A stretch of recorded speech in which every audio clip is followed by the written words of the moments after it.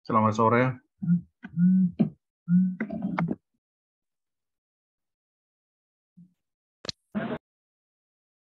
Kedengaran nggak suara saya? Terdengar, Pak. Oke, kita lanjutkan kuliah kita ya.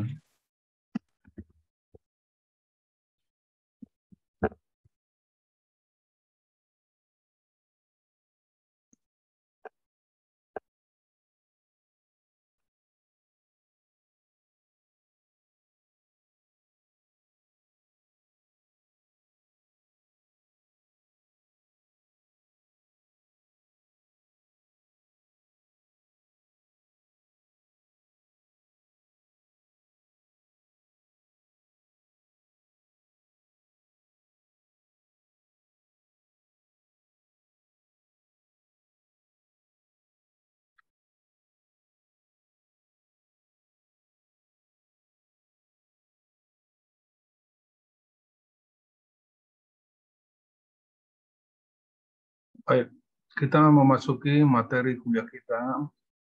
Di dalam buku ini ada di bab 1, mekanisme pembelahan sel. Ya, di buku ada di bab 1.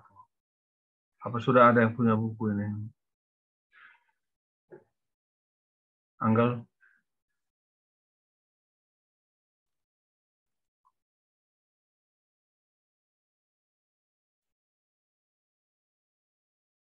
Nofri? Punya buku dah?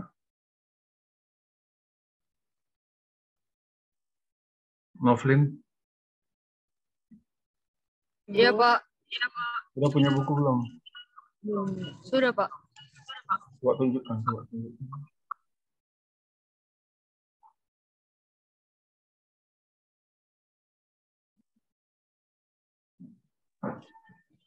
Iya, Pak. Oke. Jadi belum pengecekan resmi, hanya untuk melihat ya. Nanti pengecekan Pak. nanti semua harus menunjukkan bukunya, mungkin minggu depan atau 2 minggu lagi ya, saya beri waktu. Jadi mekanisme pembelahan sel itu ada di halaman 1 hingga 26 dalam buku tersebut. Sebagaimana saya katakan sebelumnya bahwa kita tidak akan mendalami ini lebih dalam kecuali untuk beberapa prinsip. Karena ini sudah dibicarakan di botani, biologi, di SMA, bahkan di SMP. Hanya prinsip aja. Bahwa tumbuhan itu bertambah besar, bobot, dan volumenya.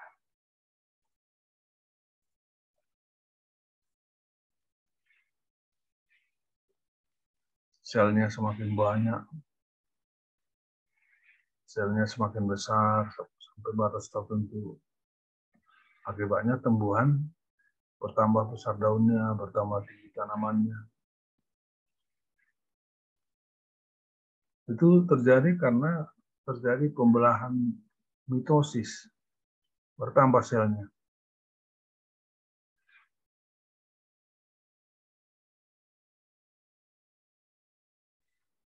Pembelahan mitosis, bertambah selnya.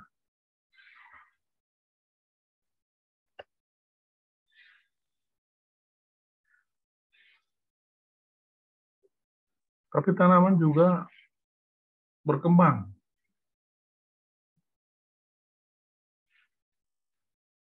Semula tidak ada daun, semula tidak ada bunga, jadi ada bunga. Semula tidak ada bunga jantan, menjadi ada bunga jantan. Semula tidak ada spora, menjadi ada spora. Ini adalah perkembangan. Jadi perkembangan itu adalah perubahan fungsi. Perubahan fungsi. Kita tahu bahwa bunga itu alat kelamin jantan betina, perubahan fungsi dari sel somatik sel tubuh menjadi organ sel kelamin dari tanaman itu. Dan prosesnya disebut meiosis. Meiosis. Nanti kita jelaskan lebih jauh tentang meiosis ini.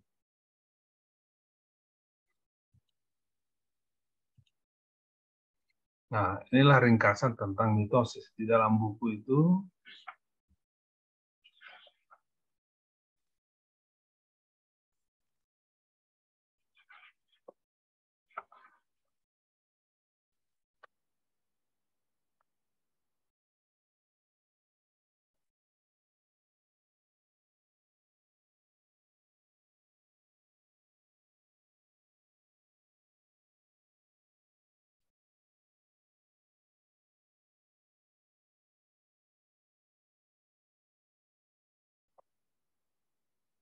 ada di halaman 9 ringkasannya, tapi tentu ada penjelasan sebelumnya. Ringkasannya saya kutip di sini. Ada yang perlu saya katakan bahwa di dalam buku halaman 9 itu, halaman buku Novlin, lihat bukumu tadi, halaman 9. Baik, Pak.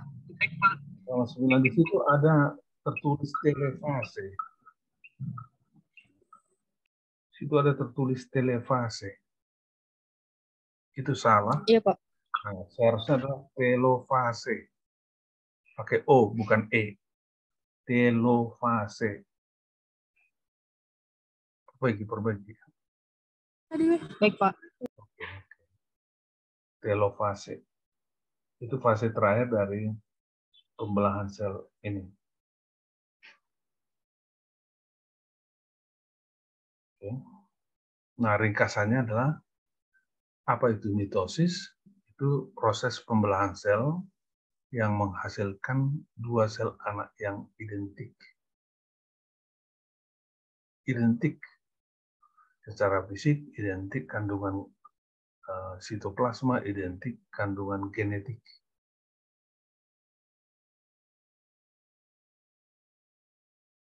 Sama gennya. Dua. Ingat ya, dua.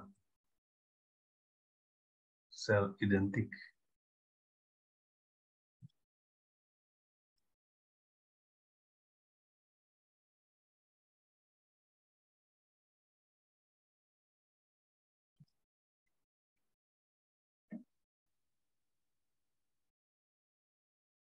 Ringkasan yang kedua adalah pembelahan sel itu melalui tahapan profase, metafase, anafase, dan telofase. Fase terakhir itu adalah telofase. Itu yang tadi saya minta untuk diperbaiki di bukunya.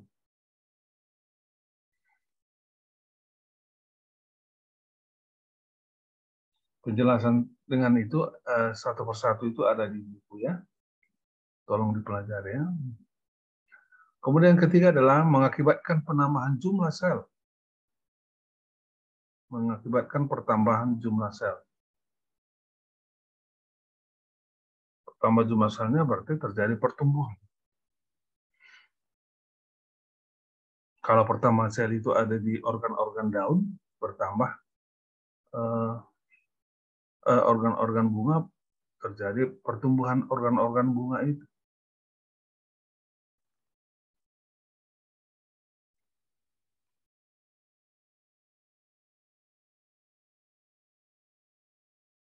Kalau organ-organ seksual yang bertambah selnya, ya terjadi perkembangan.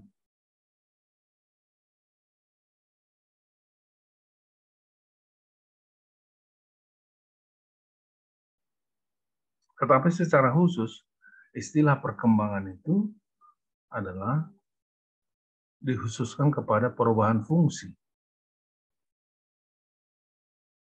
Kalau tadinya sel tubuh, berubah fungsi menjadi sel kelamin. Nah, itu nanti melalui proses meiosis. Keempat, tiap anak sel menerima kromosom lengkap.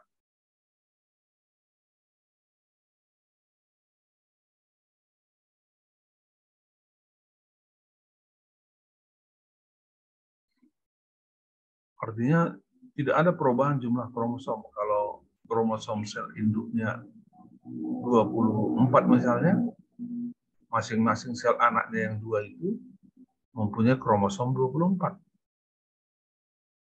Dan identik, tidak ada perbedaan. Dan juga sitoplasmanya identik. Sitoplasmanya identik.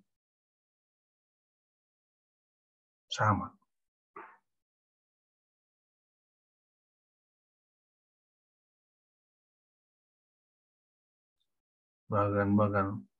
Bagian-bagian dari sitoplasma yang mengandung bahan genetik sama pada 2 sel anak itu.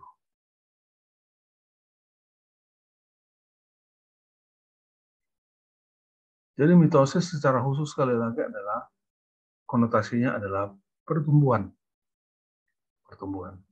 Nah, ini kalau sel induk kromosomnya 2N, maka sel anaknya juga 2N.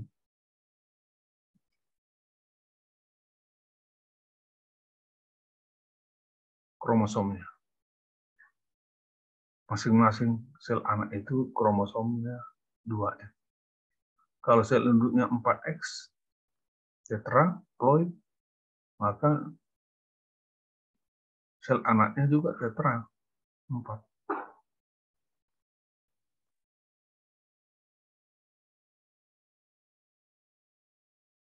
Ada beberapa istilah yang harus kita pahami sejak awal dalam mempelajari genetika ini.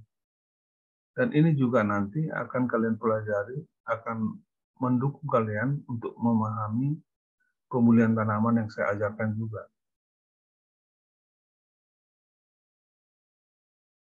Istilah misalnya genom. Genom itu set kromosom. Jadi satu genom itu satu set kromosom. Kalau tadi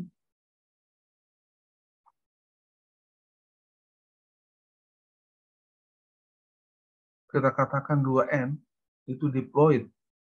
Itu 2 set kromosom. Berarti 2 genom.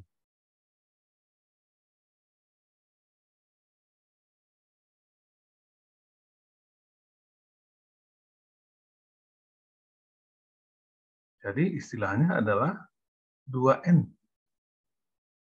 Satu set kromosom disimbolkan dengan N dan dinyatakan sebagai haploid. Nanti pada bab-bab tertentu di buku ini kita akan banyak juga bicara tentang haploid ini. Itu keragaman jumlah kromosom.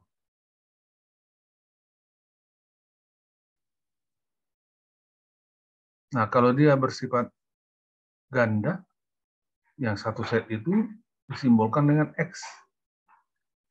Dan disebut juga haploid.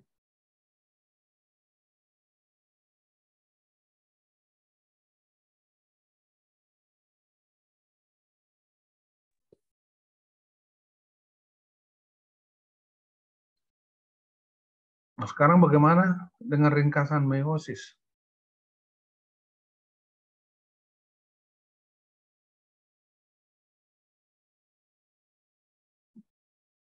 Ini sekali lagi, istilah meiosis itu akan menghasilkan apa yang disebut dengan perkembangan, perubahan fungsi. Itu ringkasannya ada di halaman di buku.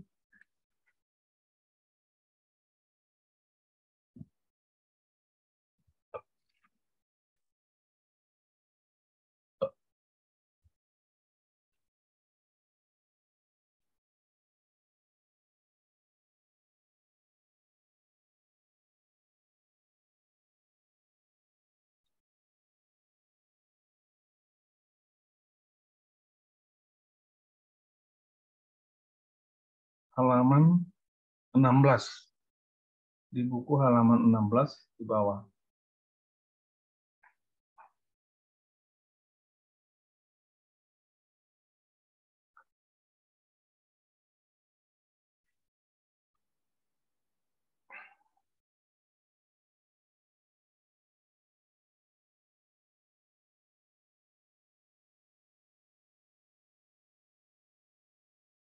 Penyebaran kromosom yang telah tersusun kembali ke dalam 4 sel atau meispora, mikrospora atau sperma, dan megaspora atau sel telur.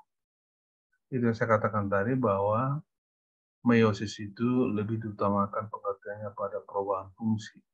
Jadi sel tubuh dari tanaman itu berubah fungsi menjadi sel kelamin.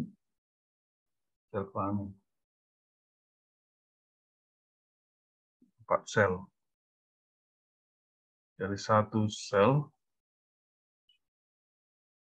tubuh berubah fungsi menjadi membelah menjadi 4 sel anak. 4 sel anak.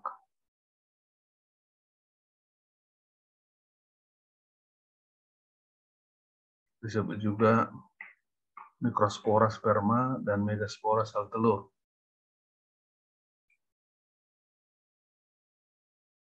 Dan masing-masing sel anak ini mengandung satu set kromosom. Satu N. Satu genom.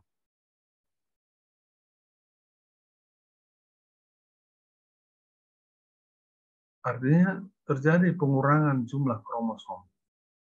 Kalau sel induknya tadi, sel somatiknya 2N, sel anaknya ini 1N, berarti terjadi pengurangan.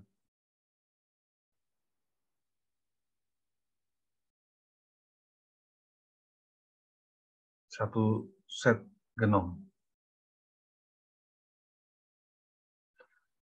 2. Dapat terjadi pertukaran bagian kromatid dari kromosom homolog pindah silang ketika kromosom homolog berpasangan.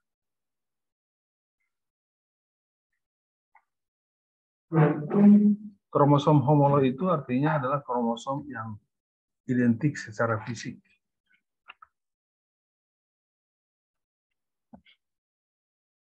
Identik secara fisik.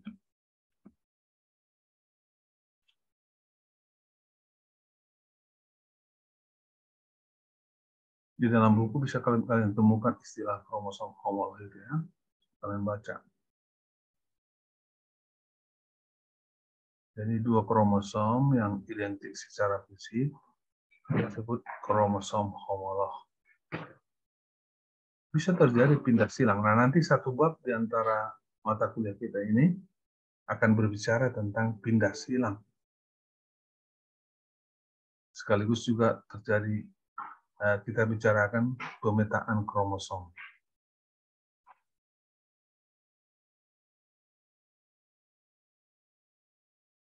Yang ketiga ada pengaturan bahan genetik kromosom dapat berbeda dengan orang tua karena terjadi pindah silang tadi. Nah, jadi akibat daripada pindah silang itu terjadi komposisi gen yang baru, berbeda dari tetuanya. Ada yang sama dengan tetuanya, tetapi kalau terjadi pindah silang, gen-gennya berbeda. Nanti kita akan pelajari sebagai pengantar saja. Nah, coba kita telusuri lebih detail ke sistem gennya. Pada mitosis, pada sel tubuh, pada sel somatik. Jadi sel tubuh tanaman itu disebut sel somatik, sel badan.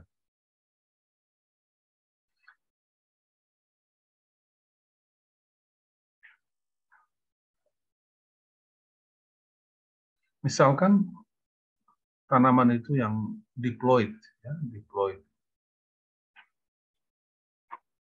2N akan menghasilkan anak, sel anak 2N juga kromosomnya.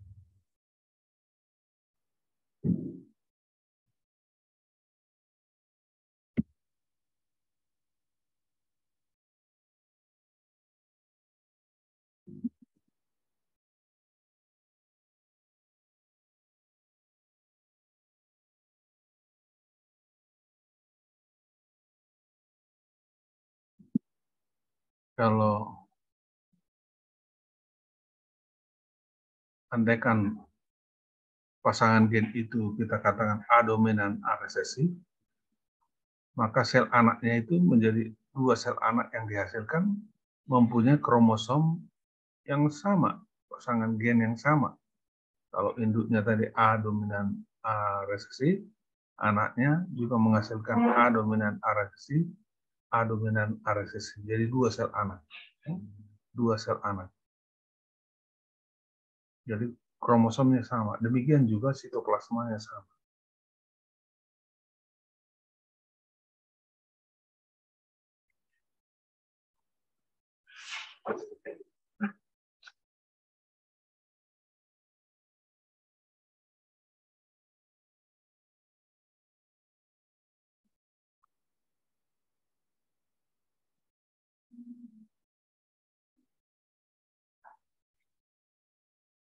Kemudian pada meiosis, ya, pada meiosis, sel pada bagian organ kelamin terjadi meiosis. Jadi kalau sel tubuh, sel somatik 2N, maka akan dihasilkan sel anak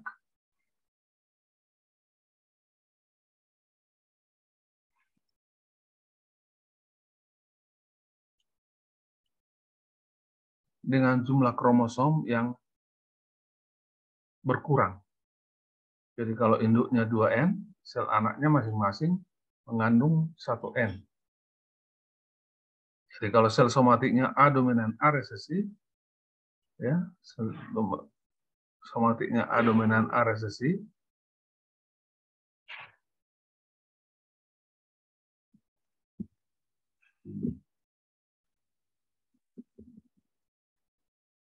dia akan menghasilkan sel anak 4. Sel anak 4. Jadi sel anak 1 mengandung gen A dominan, sel anak 2 mengandung A dominan, sel anak 3 mengandung A resesif, sel anak 3, 4 mengandung A resesif. Jadi akibat dari meiosis dihasilkan 4 sel anak, yang masing-masing sel anak itu mengandung satu set kromosom, satu genom. Dan tersebar atas dua alel itu jumlah yang sama. Jadi dua anak sel mengandung A dominan, dua anak sel mengandung masing-masing mengandung A resesif, A resesif.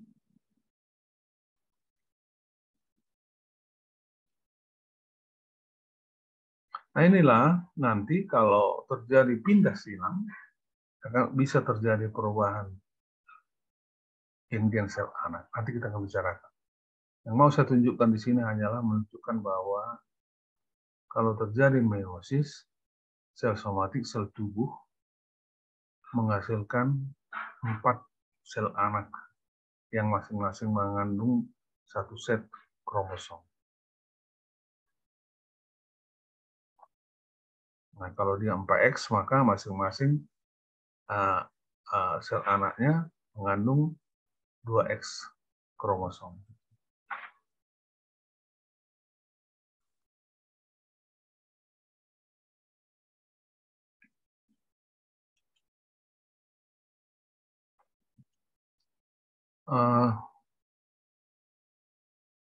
Nanti saya akan buat ini di YouTube, kalian boleh lihat ya, di YouTube ya.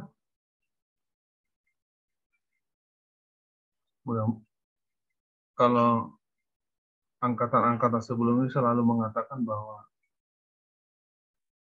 mereka memerlukan, mereka membaca juga, mendengar di YouTube dan berguna buat mereka. Tapi tidak saya monitor siapa yang membuka YouTube tersebut. Enggak saya monitor, enggak tahu saya siapa. Baik, ada pertanyaan?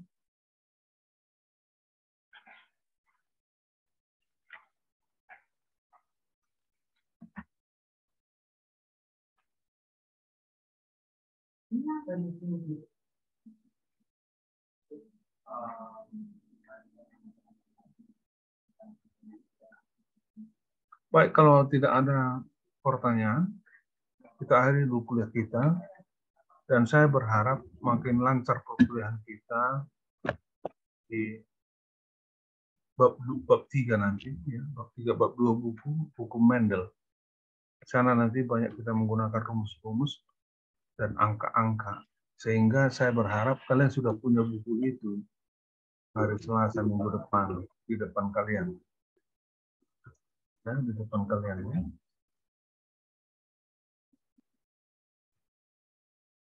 Sehingga mudah saya mengatakan, oh kita buka halaman sekian, rumusnya ini, segala macam. Ya. Baik. Kalau tidak ada pertanyaan, saya tutup. Ada pertanyaan?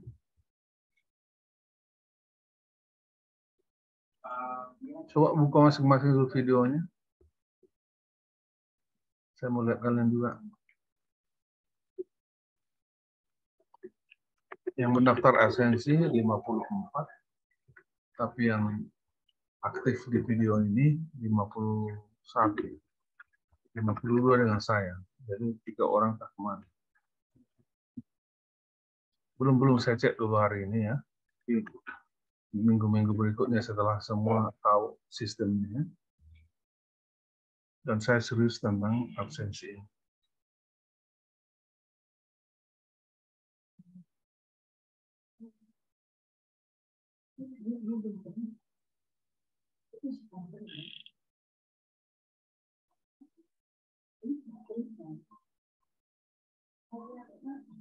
Judy Mikael, oh, nggak kelihatan. Robi Tambunan, nggak kelihatan.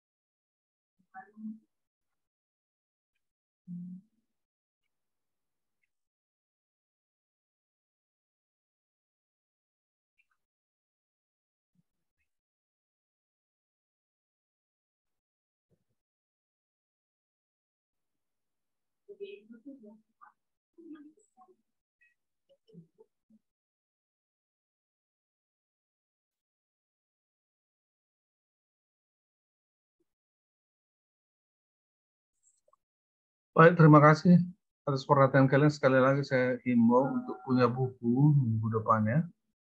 Karena banyak rumus-rumus dan angka-angka yang akan kita bicarakan. Cukuplah pemanasannya hari ini. Selamat sore. Selamat sore, Pak. Sore, Pak.